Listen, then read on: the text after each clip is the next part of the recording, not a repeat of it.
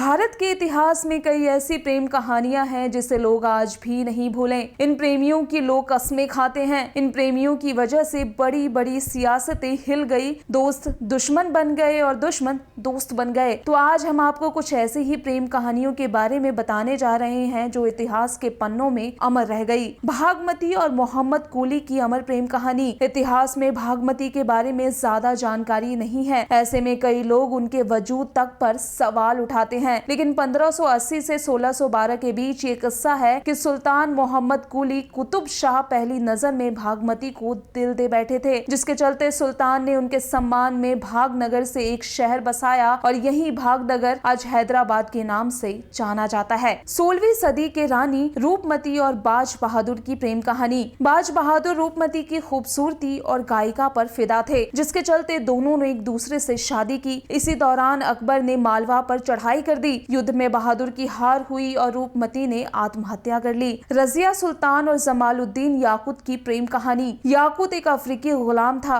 जिसे दिल्ली की पहली महिला शासक रजिया सुल्तान से मोहब्बत हुई। दोनों के प्यार के चलते विद्रोह हुआ और याकूत की मौत हो गई, जिसके बाद रजिया का निकाह जबरन मलिक अल्तुनिया से हुआ। उसके बाद एक अन्य विद्रोह में सुल्तान और अल्तुनिया दोनों की मौत हो गई। 18वीं सदी के बाजीराव और मस्तानी की प्रेम कहानी। बाजीराव कभी जंग न हारने वाला योद्धा था और मस्तानी हिंदू राजा और फारसी मुस्लिम महिला की खूबसूरत बेटी थी। अपनी पहली पत्नी, माँ और बच्चों के विरोध के बावजूद बाजीराव ने मस्तानी को छोड़ने से इनकार कर दिया। आखिर में बाजीराव की मौत के बाद मस्तानी भी चल बसी।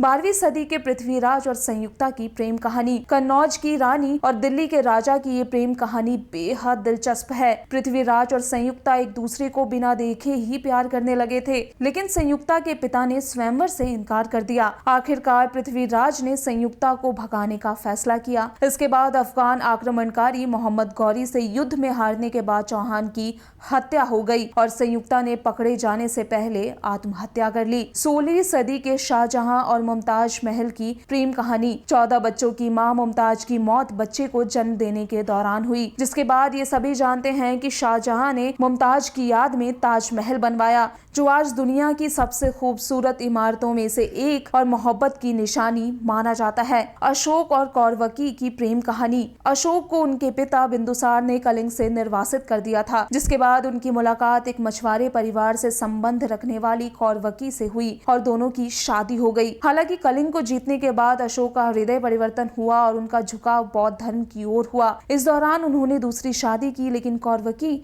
हमेशा उनके लिए खास रही। Bureau report, ABN news.